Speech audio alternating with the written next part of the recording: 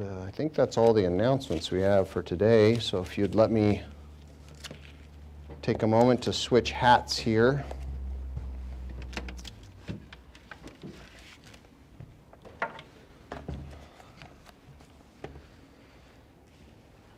Let's go ahead and turn over to Revelation in chapter 12, the 12th chapter of Revelation. The sermon for today will be discussing, it will be the last sermon in a series. I can't say the final sermon because we will probably discuss this subject in future sermons, but this is the last one in a series that I had started a couple of months ago regarding the protection that God will afford to certain people during the end of the age. Now, the first sermon we had discussed when the Great Tribulation would begin, and because that's a cue to the time when God would begin to protect certain people. The second sermon discussed how people would actually be protected, that is, escape Great Tribulation. And the third sermon that we had last time I gave a sermon went over the scriptures indicating who God will protect during that period of time. Today's message will be regarding the purpose of protection, and it includes a measure of seclusion in this place that is described as a safe place, being in a wilderness. And so we began this series by reading a portion of Revelation 12, where a woman here is portrayed representing the church, and the illustration in this entire chapter gives us an abbreviated history of the church beginning in the first verse. And so that first verse speaks of this woman having a protective garment portrayed as the sun, the moon under her feet, a garland of 12 stars, which is basically a crown. And it moves in to give us a description of her having a child crying out in labor. And I think this portrays not just the church now, it portrays Mary giving birth to Christ, who is the head of the church. And it's understood that this woman, as we go through the prophecy here, it's a portrayal of the church of God who will be miraculously, or at least a portion of the church, miraculously taken to a place of safety called her place. And it says that she will be nourished there. Now in verse 6, it says that the woman fled into the wilderness where she has a place prepared by God that they should feed her there 1,260 days, a specific number. And there are a few aspects of that number, and I won't go into all of it during this sermon because I'm going to focus just on what is important to the subject at hand. In verse 14, we had read in the first message in this series, and we'll read it again, that the woman was given 2 wings of a great eagle, that she may fly into the wilderness to her place, where she is nourished for a time and times and half a time from the presence of the serpent. So something in this regard is interesting. If you go to the next chapter, in verses 4 and 5 of chapter 13, it speaks of this dragon which is a portrayal of Satan, having great authority, giving that to the beast. And we understand that that is an evil empire at the end of the age that will be inspired and even empowered by the devil. And it talks about people worshiping the beast, saying who is like the beast, who's able to make war with him. And of course, a person worships whatever it is that they obey. So this does not necessarily mean people will be bowing down in reverence and praying to the beast, although some likely will, but it is talking about people who are falling in line, saying, can't argue with that, can't argue with that authority. Look at what this empire and this person who is heading that empire is doing. And so the beast portrays a world power that will be dominant over much of the earth at the end of the age, and this empire will be led by an individual that is referred to as the man of sin. And it says in verse 5 that this beast was given a mouth speaking great things and blasphemies, and he was given authority to continue for 42 months. Now, obviously, any human being already has a mouth, and what it is talking about, this individual on this empire will be given great authority to speak great things. But this is not something given to it by God. This comes from the dragon giving the authority to the beast. Because the devil does have a measure of authority on this planet at this time. Only as God allows, of course, but that is the case. And so,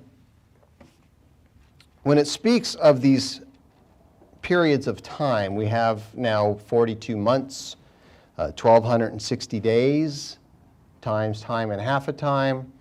And if you take the numbers 1,260 and divide it by 42, you can do it in your calculator later if you want, but most of you know where I'm going with this. You come up with the number 30. And so this relates to 42 months, having 30 days each in each of those months. And so that is the reckoning of a prophetic time frame. Now, I'm not going to go into how this prophetic time frame is concluded. Many of us are aware of how we have come to that conclusion. It is something that is the Church of God in general has known for some time now. A thorough study of Genesis chapter 7 and chapter 8, and those time frames mentioned there help us to understand how God has reckoned the number of days in a month in the past, being 30, and continued to estimate that time frame prophetically for the future. So if you divide 42 months, by the number 12 months being in a year, you get 3.5 exactly, or 3.5. And of course, that's a time, 1, times 2, and half a time being 3.5. I'll try to put my finger up halfway there. It's kind of hard. Let's turn over now to Daniel and chapter 7. We will come back to Revelation, but it won't be for a while. Daniel 7. Interestingly, in regards to this time frame, there are 2 other places in the Bible where a time, times, and half a time is stated, and they both are speaking prophetically of end-time events in regards to this woman, a portrayal of the church. And the other places are in Daniel 7, also in Daniel 12, and I'm going to read both of those briefly.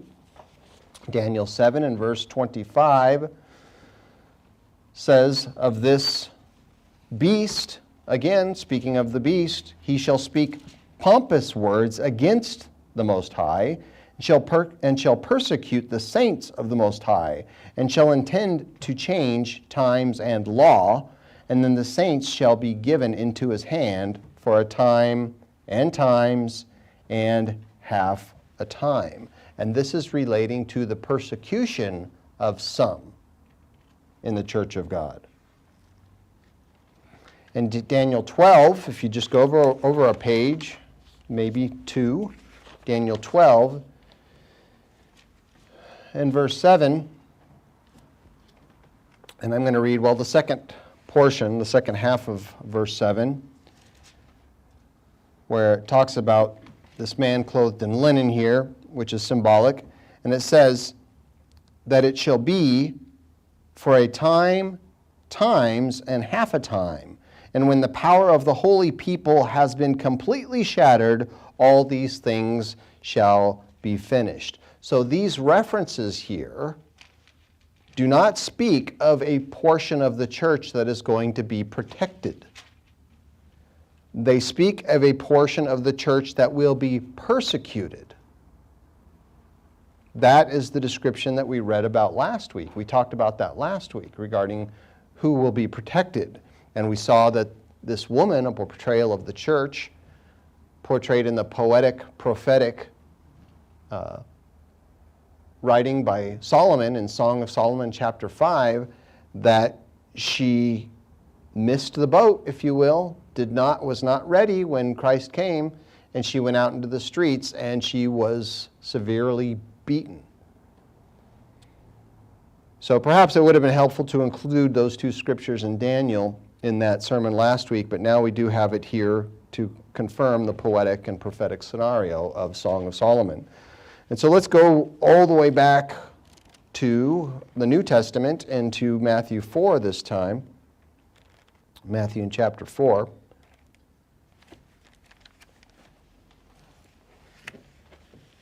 This leads us to be able to dive into the reason why some will be taken, protected, and nourished.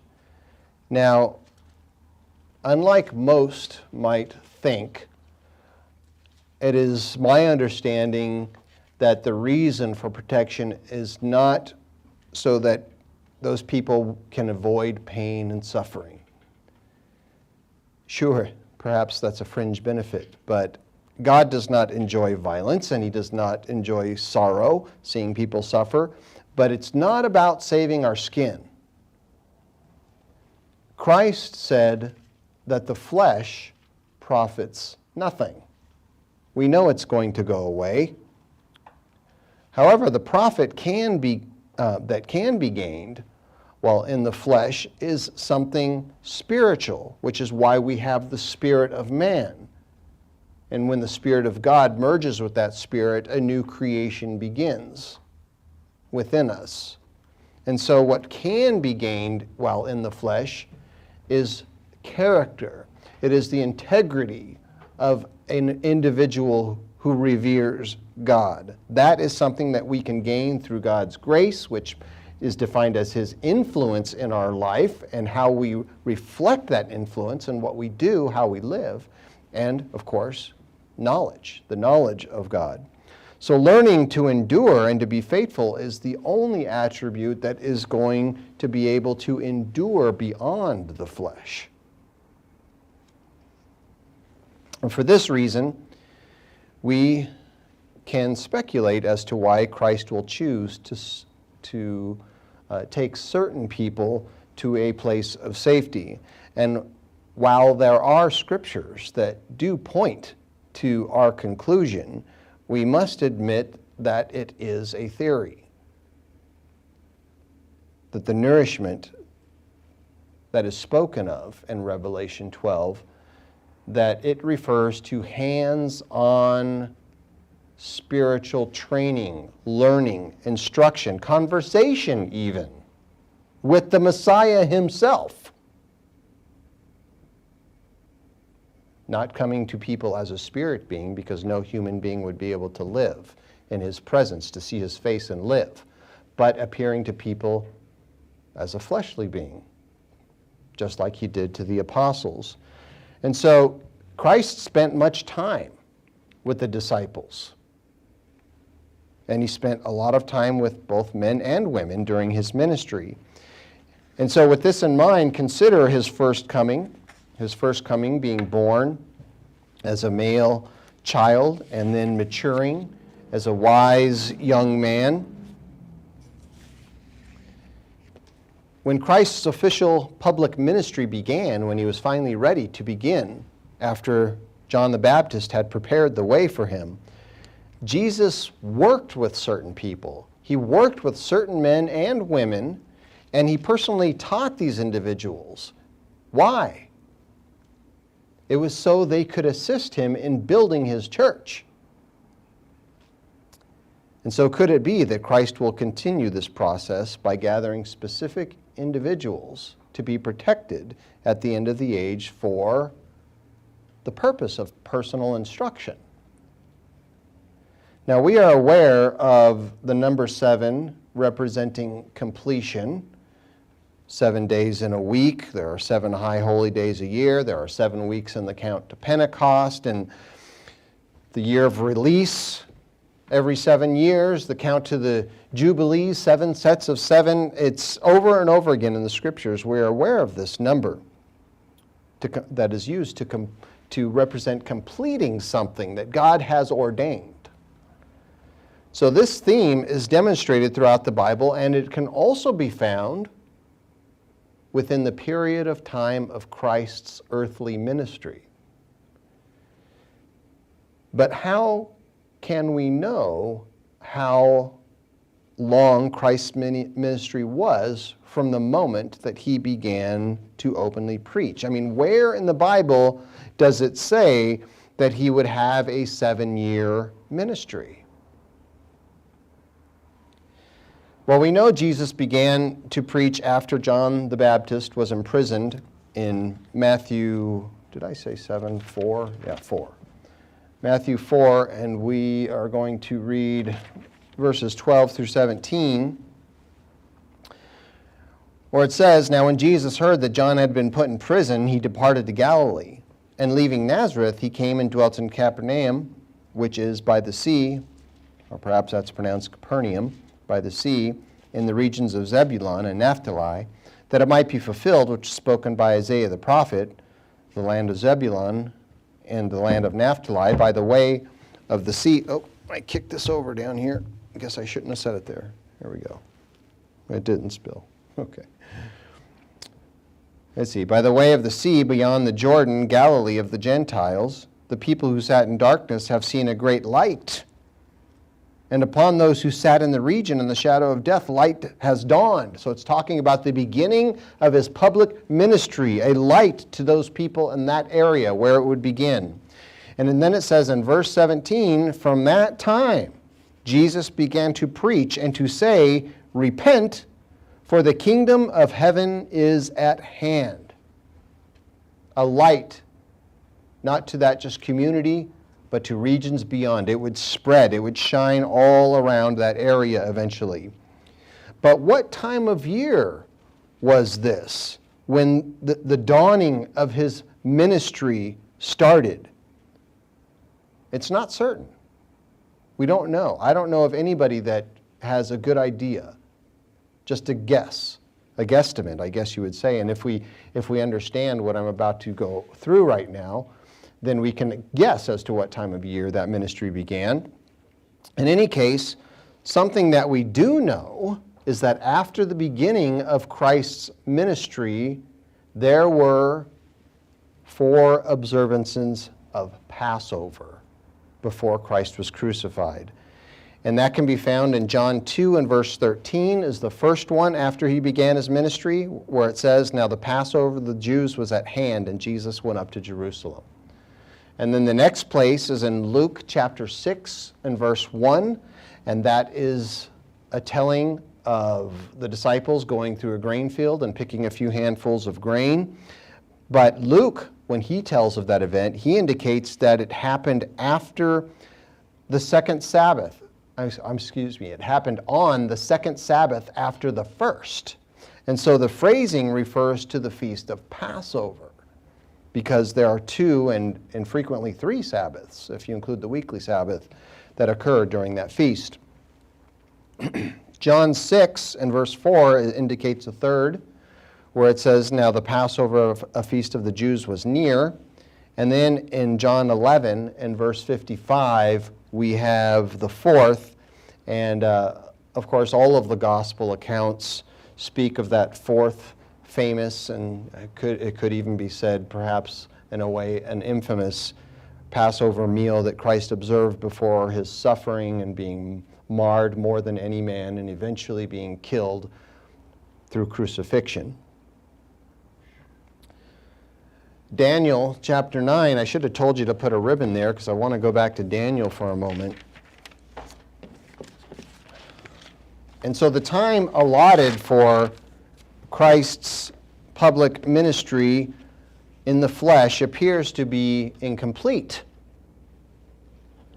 It's more than 3 years, but it's not 4 years. And I think it would be safe to say that it was 3.5 years. But we don't have to rely on assumption alone. to come to this conclusion. The angel Gabriel had relayed a fascinating and to many a confusing prophecy to Daniel, and it's referred to as the 70 weeks prophecy. And I would like to dive deep into the 70 weeks prophecy, not today, obviously. I need to spend some more time studying the subject. But for today, I want to consider an important aspect of those 70 weeks. In Daniel 9, in verse 24, 70 weeks are determined for your people, for your holy city, to finish the transgression, to make an end of sins, to make reconciliation for iniquity, to bring in everlasting righteousness, to seal up vision and prophecy, and to anoint the most holy. And so it's likely that this portrays a period of time that from when the Jews were freed until Christ came. Now therefore, understand that from the going forth of the command to restore and build Jerusalem until Messiah the Prince, there shall be 7 weeks and 62 weeks. And the street shall be built again, and the wall, and even in troublesome times this will happen. And after 62 weeks, Messiah shall be cut off, but not for himself. And the people of the prince who is to come shall destroy the city and the sanctuary. The end of it shall be with a flood. Until the end of the war, desolations are determined. Now here's what I really want to focus on in the next verse here, verse 27. Then, then he shall confirm a covenant with many for 1 week. But in the middle of the week, he shall bring an end to sacrifice and offering. And on the wing of abomination shall be one who makes desolate. And it talks about the abomination of desolation, that Christ said it was an indicator of the beginning of the end of the age. And so there is a day for a year principle found in these weeks, and I'm going to be talking specifically about this week where he confirms a covenant with many. And then the day for a year principle is familiar to us when we consider Isaiah's prophecy of the final year of great tribulation, the year when the trumpet plagues and the bowl plagues will be poured out.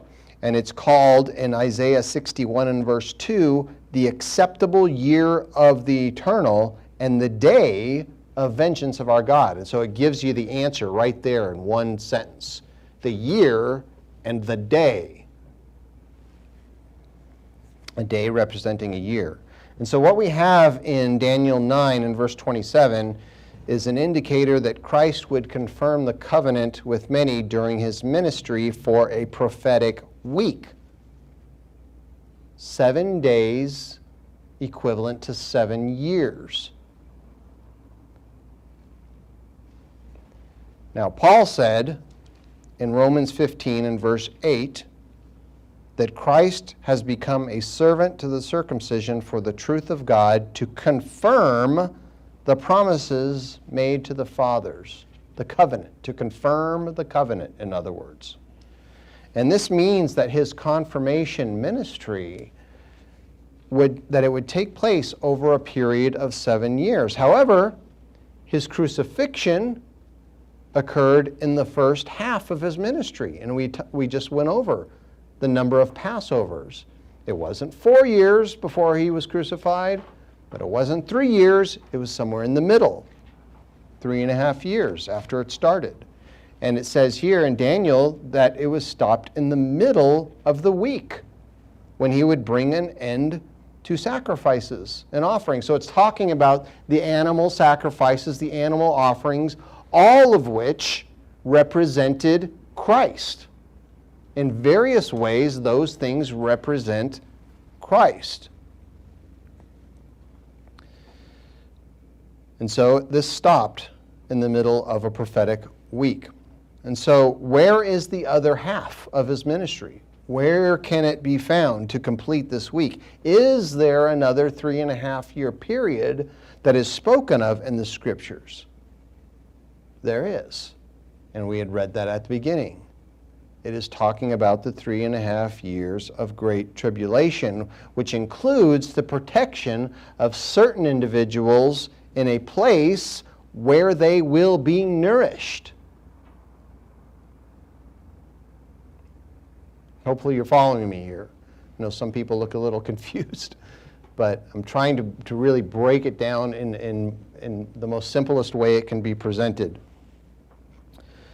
We had read in Revelation 12 and verse 6, you don't need to turn there, but as a reminder, we had read it already, that the woman fled into the wilderness where she has a place prepared by God, that they should feed her there 1,260 days. Divided by 30, 42 months. Divided by 12, 3.5 years. The woman was given 2 wings of a great eagle that she might fly into the wilderness to her place where she is nourished for a time and times and half a time from the presence of the serpent. So is it possible that this is going to be what completes the second half of Christ's earthly ministry, when he will again appear to people in the flesh and he will give people personal instruction? Could it be that you or we might actually be able to have a conversation face to face with the Messiah? That's a wonderful thing to think about. A little frightening, I guess, in some respects, but I think more wonderful than frightening. Well, in order to fulfill a prophetic week, that is something that needs to occur. A prophetic 7 years found in the 7 days, and that instruction would again include conversation, teaching, parables, a variety of things. I mean, 3.5 years, that's a long time to be able to talk to somebody. The same period of time he was able to talk to the disciples and those men who became apostles. A lot could happen during that time. And of course, there is more evidence to support this theory. If you go to 1 Corinthians 9, or 1 Corinthians 10.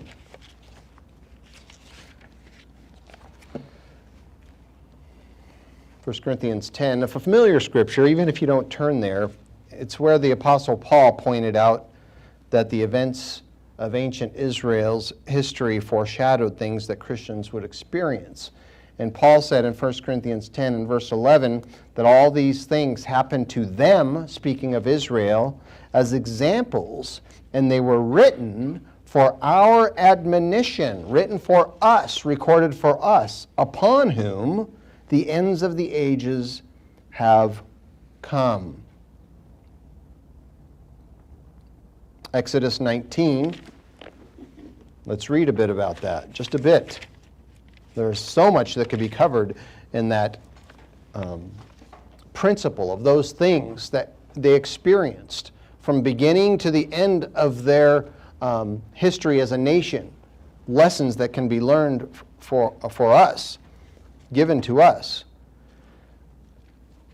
And some of that, of course, begins when they had departed Egypt, or before they had departed Egypt. I mean, Israel was led out of Egypt, but it was only as a result of a variety of plagues that was brought upon that wicked nation. And those plagues reflect plagues that will be poured out, some coming through trumpets, some coming through Satan's wrath found in the seals, which starts Great Tribulation.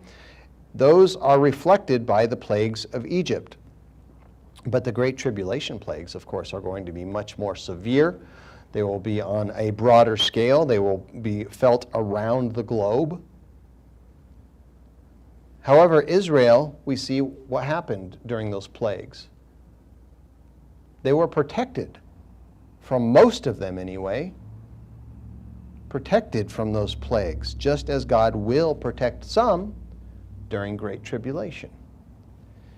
Now, after being led out of Egypt, God said of Israel in Exodus 19 and verse 4, he said, "You have seen what I did to the Egyptians, and how I bore you on eagle's wings and brought you to myself."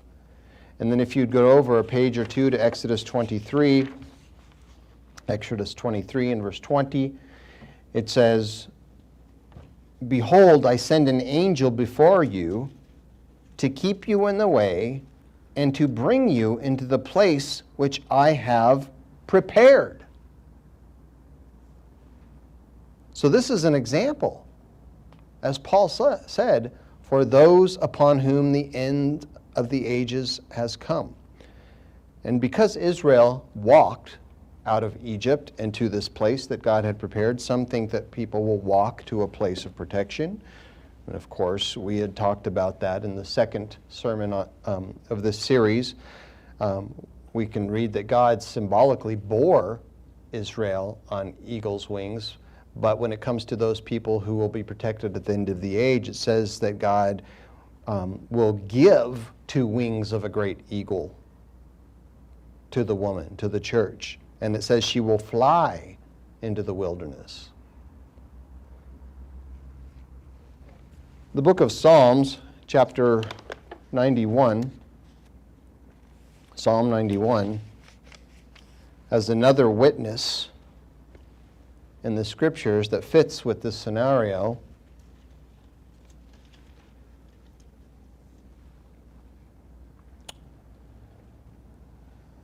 Psalm 91, and let's read the first 12 verses here. A beautiful psalm. He who dwells in the secret place of the Most High shall abide under the shadow of the Almighty. Speaking of God as a refuge, a place for safety. I will say of the Eternal, He is my refuge and my fortress, my God. In Him I will trust. Surely He will deliver you from the snare of the fowler and from the perilous pestilence, a plague. He shall cover you with His feathers, and under His wings you shall take refuge. His truth shall be your shield and buckler. You shall not be afraid of the terror by night, nor of the arrow that flies by day. Trials, tribulation, nor the pestilence that walks in the darkness, nor of the destruction that lays waste at noonday. 1,000 may fall at your side, and 10,000 at your right hand, but it shall not come near you. Only look with your eyes and see the reward of the wicked. Because you have made the Eternal, who is my refuge, even the Most High, your dwelling place, no evil shall befall you, nor shall any plague come near your dwelling. For He shall give His angels charge over you to keep you in all your ways. In their hands they shall bear you up, lest you dash your foot against a stone. Now, of course, there is some duality in this. Speaking of all of God's faithful people, those who trust in Him and are faithful to Him, also speaking of Christ and His walk in life. But it definitely applies to the woman that is spoken of in Revelation 12, and also Daniel.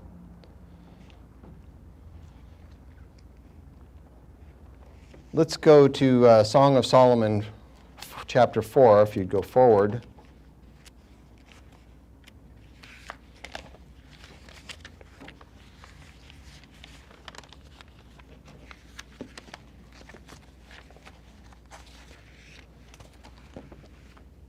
In the last sermon, we had read a portion of the Song of Solomon that illustrates the common attitude among the wider Church of God today, this church at the end of the age. It speaks of a woman who made herself comfortable at home while she waits for her beloved to come for her. But when he does come, she is very content where she lay. She doesn't want to get up. She doesn't want to be discomfited by doing what it takes to open the door for him. Of course, it seems like a simple task, right? But that task portrays something. The attitude of the church, the wider church at the end of the age, that they don't really want to do what it takes to be able to have the door opened for Christ to come and retrieve them. And so what did Christ say to the last era of the church of God, in this letter to Laodicea? In verse 20 of chapter 3 in the book of Revelation, it says, Behold, I stand at the door and knock. If anyone hears my voice and opens the door, I will come into him and dine with him, and he with me. Now, in Song of Solomon that we read last week, or the week before, is in the last sermon, the woman, we see she eventually does get up and open the door for her beloved, but he's gone. Where did he go? We read how she goes out to search for him in the streets of the city, where she is beaten in the streets and abused. Where can the beloved bridegroom be found? Well, if we look at the beginning of this part of the poetry here, the prophetic poetry, in Song of Solomon chapter 4 and verse 16, it says, "Awake, O north wind, and come, O south, blow upon my garden, that its spices may flow out. Let my beloved come to his garden and eat its pleasant fruits." And I kicked this thing over again. Well, I'm going to set it over here this time. Shouldn't even have brought it up here. My mistake. Trying to juggle too many things at once. In any case, it speaks of a garden here. And this garden portrays a place where the church will be nourished. It portrays even the church. And it's beckoning to the beloved to come and to partake of its pleasant fruits. And if we go on into the first verse here, which we read last time, "I have come to my garden."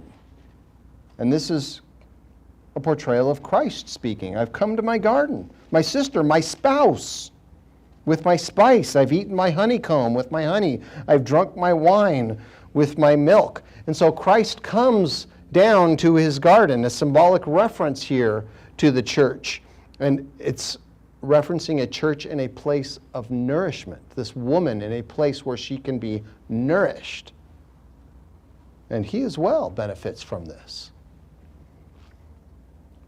And as a confirmation of this, verses to support this, Isaiah 5 and verse 7 is something good to have in your side notes here, where it says that the vineyard of the Eternal of hosts is the house of Israel, and the men of Judah his pleasant plant.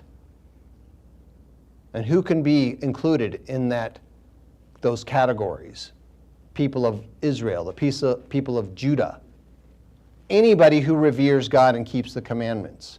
Behold, an Israelite indeed. Abraham's seed are those who keep the commandments of God. It doesn't matter what your heritage is. And speaking as elders of the church, Paul had said in 1 Corinthians chapter 3 and verses 6 through 9, he said, "I planted, Apollos watered, but God gave the increase. And so neither he who plants is anything, nor he who waters, but God gives the increase.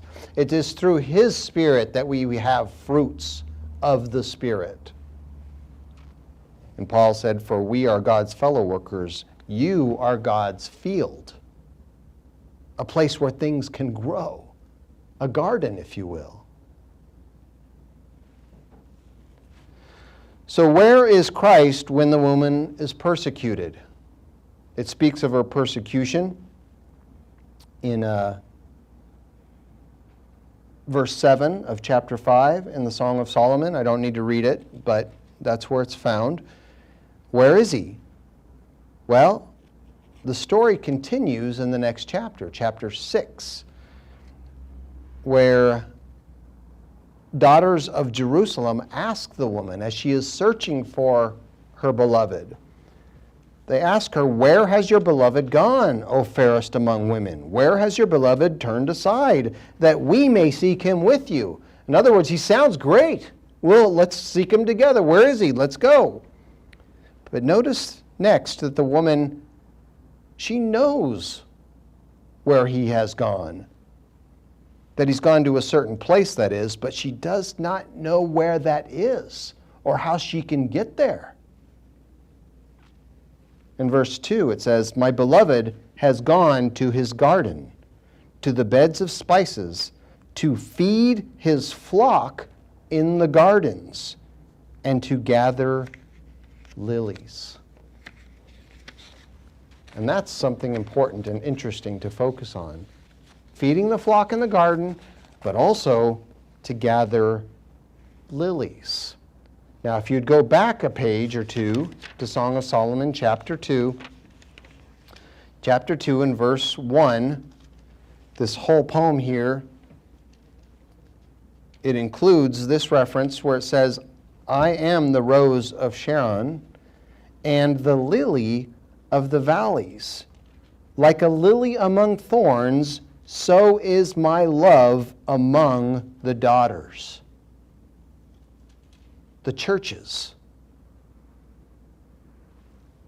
Christ's love is like a lily among thorns, a blossoming flower among the churches, something that is beautiful to behold and special to him. So the prophecy indicates that Christ will have gone to his garden to gather certain lilies. And this is likely referring to select individuals who will be given nourishment in the spiritual sense, in the wilderness, in the field, in a place of safety. And so the evidence suggests that the place of safety is where Christ is going to fulfill his earthly ministry, the second half of the week. Let's go over to Galatians and chapter 1.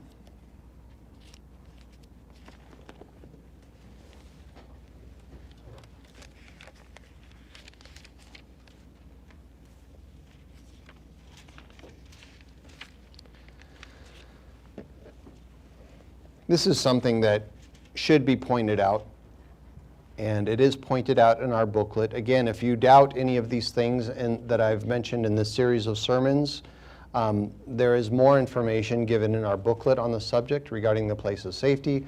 There are things mentioned in these sermons that are not mentioned in the booklet, so I think I wanted to give these as a kind of a companion to that booklet, and it is something that many people have not thought about or considered. And so some questions have come up in recent months, and it is something that we could cover again and again. Many have thought that the Apostle Paul was taken to Arabia, where he was taught by Christ in this area for 3 years.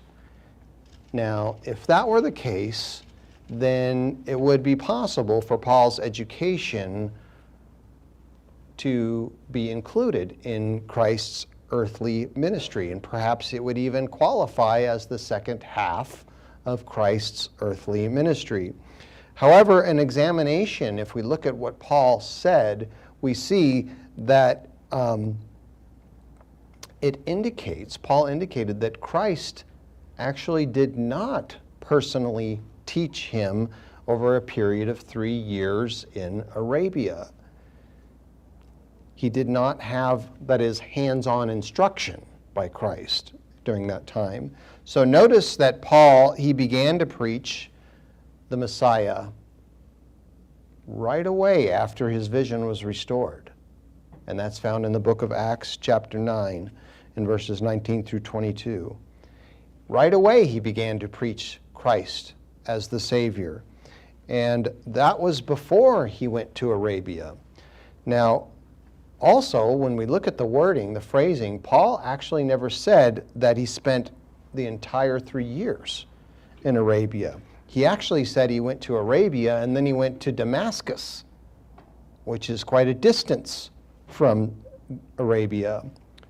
And so the time that he spent in both of those locations is a period of 3 years. Look at this in Galatians 1 and verse 15. When it pleased God, who separated me from my mother's womb and called me through his grace to reveal his Son to me, that I might preach him among the Gentiles, I did not immediately confer with flesh and blood, nor did I go to Jerusalem to those who were apostles before me, but I went to Arabia and returned again to Damascus. And so he puts the two together. So Paul must have either spent a fair portion in Damascus, or the 3 years had to include both of these locations. And Paul also said something else that's worth noting in this same chapter, is that Paul taught the gospel, as he said, by revelation from God. And he speaks of learning those things from Christ, through the Holy Spirit. Of course, that Spirit comes directly from God. Galatians 1 and verse 12, he said, I neither received it from man. Well, let's just go ahead and read verse 11. I make known to you, brethren, that the gospel which was preached by me is not according to man. I neither received it from man, nor was I taught it, but it came through the revelation of Jesus Christ.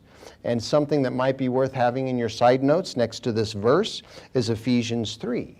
Ephesians 3, and I have it in my notes, you don't have to turn there, in verses 2 through 5. I'm going to summarize it. By revelation, Paul said, by revelation, he, meaning Christ, made known to me the mystery, which in other ages was not made known to the sons of men, as it now has been revealed. How is it revealed?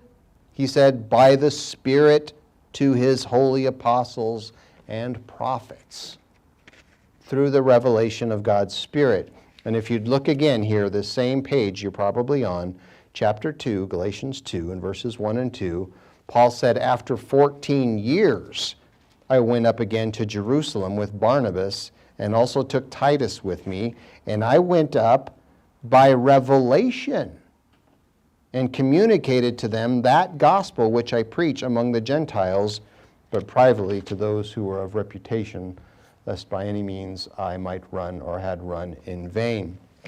So again, he's talking about the revelation, the understanding of the truth and the Scriptures, putting pieces of the prophetic puzzle together through God's Holy Spirit, the same type of things that you and I do when we have God's Spirit and we search the Scriptures for truth and begin to understand how many of the Scriptures relate to one another. And so Paul did not say, he never actually said that he was taught personally by Christ in person for 3 years. And therefore the period of time that Paul may have spent in Arabia and also Damascus, I do not believe that could have fulfilled Christ's 7-year ministry, the period of time that is spoken of by the prophet Daniel. And so if we keep that in mind, any fulfillment of Christ's ministry, if it is 7 years, as it seems to indicate, the prophecy indicates, but it was stopped in the middle of the week, the fulfillment is yet to come. It hasn't happened yet. And something of such significance, of course, would be mentioned in the Scriptures, wouldn't it? All the prophecies that are mentioned, wouldn't that be mentioned? The fulfillment of Christ's ministry? Well, we believe that it is mentioned. It is mentioned within the prophecies of the woman being taken to a place of nourishment, and Christ coming and going to the same place, his garden, where he also partakes of spiritual fruit. It's the times, and half a time. Ezekiel in chapter 5,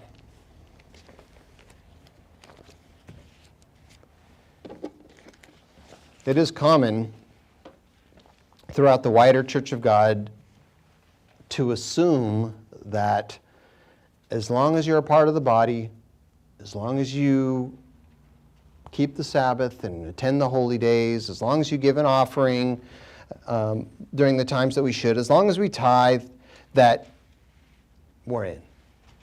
We will be a part of the better resurrection. Now, in the Eternal Church of God, we're one of the few groups out there that have stressed the fact that being a part of the Church of God does not guarantee anything. Being called and being chosen, it's a good thing to be a part of the church. Don't get me wrong, I don't want you to underestimate it. But being called and being chosen are actually two different things. Christ clearly indicated that when he said, many are called, but few are chosen. And yet a lot of people don't get it. So calling, that begins the process. It begins the process of conversion. And a person is only chosen after they prove themselves to be faithful. Paul talked about being disqualified, that it was possible, he thought, it's possible I could be disqualified, Paul said of himself. So in other words, there needs to be a qualification in order to be chosen. And the same situation applies to those who might be taken to a place of protection. Consider this scenario, if you will. We had talked last week about children, young children, or people that are dependent upon their converted parent or parents, that they would likely be taken with their parents to a place of protection. But even though the young, that whether physically or perhaps young spiritually mature, even though they might share some of those experiences in the wilderness, it doesn't mean that those people are going to be included as a part of the better resurrection. In other words, it doesn't mean that they are going to be chosen. There's a process of conversion. There's a process of being tested. Having, James said, count it all joy when you experience various trials or temptations, as he says. Because that's a part of the process. We have to go through that. That is where we developed the gold, where we purchased the gold, tried in fire. And so people need to be converted, they need to be tested, they need to be proven to be faithful. This is the qualification process. Now, a level of perfection, which is spiritual maturity, which when Christ said, "Be you therefore perfect," he wasn't talking about being flawless, he was talking about having a degree of spiritual maturity. That can be reached in this life. And that is how we qualify to be chosen. And so the same scenario for children in a place of safety would be for adults, people that are immature spiritually, or perhaps haven't reached that point where God says, "Now I know. I'm fully confident in them now." Not all those who are found, this is the point, not all those who are found worthy to escape those things to come will be chosen. And just because we may have some knowledge, just because we might be included with those people who will be taken, does not mean that our fate is sealed as a person who will become a king and a priest. Now, an example can be derived from a prophecy that God gave to Ezekiel. Ezekiel was instructed to perform an acted oracle. He performed several acted oracles, all very interesting. And this one would also be a display to people of what would become of Jerusalem. But not Jerusalem alone, because like all acted oracles, there is a duality. God, I can't think of one, there might be one, but I can't think of a single prophecy that it doesn't have a dual purpose. God does this consistently throughout the scriptures. Like so many prophecies of God, this acted oracle is dual. And I want to read it in Ezekiel 5 and the first 4 verses here, where it says, "And you, son of man, take a sharp sword, take it as a barber's razor, and pass it over your head and your beard." In other words, shave. Take off all your hair. Then take scales to weigh and divide the hair. And then after he has divided it into these portions, here's what you shall do with it. He goes on to say, "You shall burn with fire 1/3 in the midst of the city, when these days of siege are finished. And you shall take 1/3 and strike it around with the sword. And 1/3 you shall scatter in the wind, and I will draw out a sword after them." Why thirds? Well, it's interesting that there are many thirds that are mentioned in the book of Revelation in regards to what will occur during that time. It goes on to say, "You shall also take a small number of them." So out of those thirds, you take a small number, a very small number, and bind them in the edge of your garment. In other words, keep them safe. Keep them apart from the rest. Then take some of them again. Now, of that number, an even smaller amount, take some of them again and throw them into the midst of the fire and burn them in the fire. From there, a fire will go out into all the house of Israel. And he concludes here saying, this says the eternal God, this is Jerusalem. I have set her in the midst of the nations and the countries all around her. Now remember this is something that's good to note, that Ezekiel, he was taken captive with Judah 120 years after the northern kingdom, the house of Israel, had already fallen to the Assyrians. And so Jerusalem at this time likely had already fallen when Ezekiel was told to do this among the people. And therefore, it must include something that is yet to come, something that has not yet been fulfilled. Now, it may include the destruction of Jerusalem in 70 A.D. That would have taken place, centuries after Ezekiel had already died. But I think that Ezekiel was told this fire would go out where? Into all the house of Israel. But the house of Israel was already taken. They were already gone and being scattered among the nations. And so I believe the prophecy is honing in on the descendants of Israel, the people that carry Jacob's name. And remember what Jacob said to the blessing he gave to Joseph's sons. Let my name be on them, Ephraim and Manasseh. In the Great Tribulation, a time, it says, of Jacob's trouble.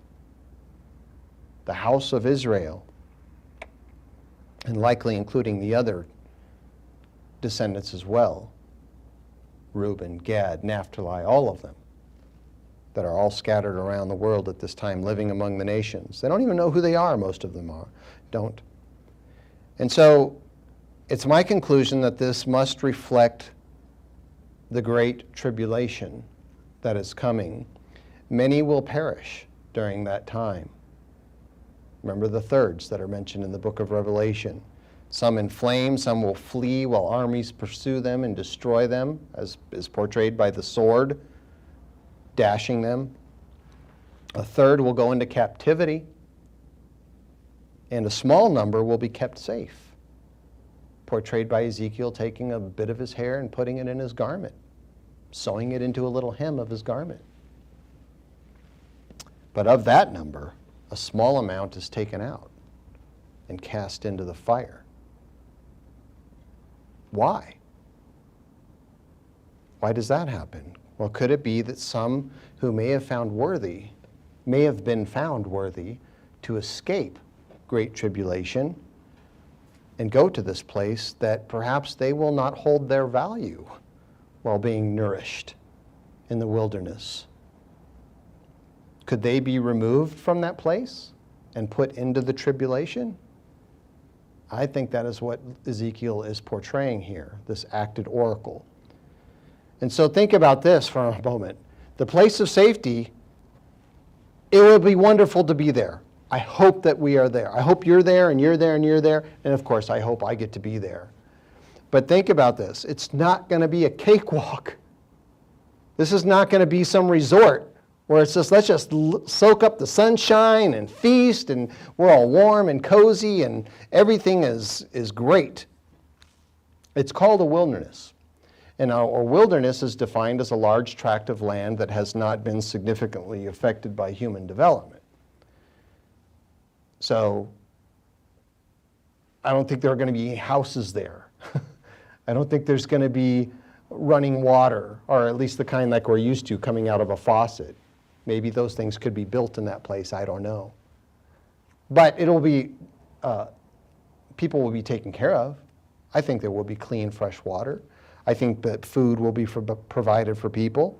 But if anyone has ever gone camping for more than a few days, I used to go backpacking in my younger years. I don't know if I could do it anymore. But it was rough. We'd spend usually at least a minimum of a week in the high country, And just, we'd have to take a lot with us, provisions and what have you, and we would live off the land to a degree, water and fish and what have you. But it was rough. I enjoyed it. But it was tough. Imagine doing that for 3 years. That'll be rough. And on top of that, there's going to be a lot of challenges, not just physically, but emotionally, relationship-wise. Maybe some people won't get along. We don't really know. But considering what happens in our relationships now, is it really going to be that much different in a place of safety? I hope it will, but look what happened to Israel. Look at the example of them. We would think, things are going to be different. You come out of Egypt now and look at the miracles and all these things and God providing manna. We're all going to have a great attitude now. No, that isn't how it went. Everybody didn't have a great attitude. It didn't go well for many people. So it's likely something like that will happen again. I mean, it's called a garden, but it's also called a wilderness. So it's not going to be paradise. Don't get your hopes up for that. The hope is found in what will happen in that place. The conversation that will be had in that place. The interaction with other believers. Kindred spirits, if you will. And of course, most importantly, the conversation and the interaction that we would be able to have with Jesus Christ in the flesh. That is inspiration enough to be as faithful as we can, to be found worthy to escape those things that are coming. So we don't know how exactly it's going to play out for everyone, but I think Ezekiel indicated in his acted oracle that for some it is not going to go well, at least toward the end. Let's go back to Revelation 3. Revelation 3 to conclude.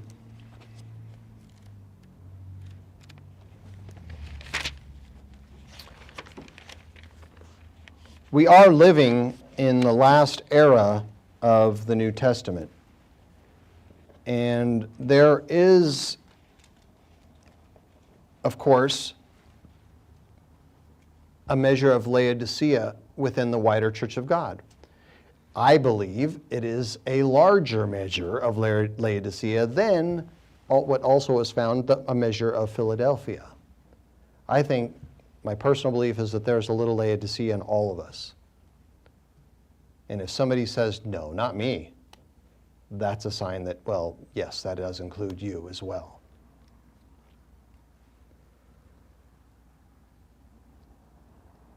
So this element of Philadelphia exists alongside of Laodicea. And that is what I want to focus on, because it is something to reach for. It is something that you and I can be a part of. The era of Philadelphia. We live during that time as well. So Christ speaks to these people with great encouragement in Revelation 3 and verse 10. He says, because you have kept my command to persevere, I also will keep you from the hour of trial, which will come upon the whole world to test those who dwell on the earth. Behold, I am coming quickly. Hold fast what you have, that no one take your crown. So to those people who think it's a done deal, the crown's just waiting there for you, just waiting for you to pick it up, it's possible that it can be taken. It can be given to somebody else. We have to endure to the end. So our fate is not sealed. Even those who may have reached a level of perfection are told in this letter to Philadelphia that they have to endure. But this is good news. Don't consider it something that's like, oh, grief. No, this is really good news. This is wonderful for us to know, because if we strive to live by every word of God, He promises to keep us from great tribulation. This is an inseparable facet of the gospel of the kingdom of God.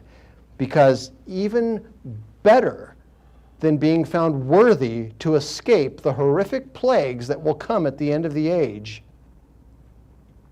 Verse 12, he who overcomes, I will make him a pillar in the temple of my God, and he shall go out no more. No, a permanent fixture in God's house.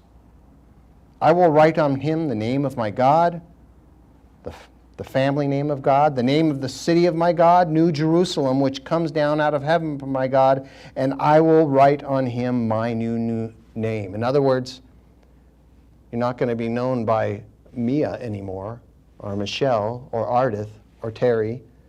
No, a new name. Because that new creation that has started in us through God's Spirit will be born one day. And we will have a new name. Be born into the family of God. Because we will have also his name.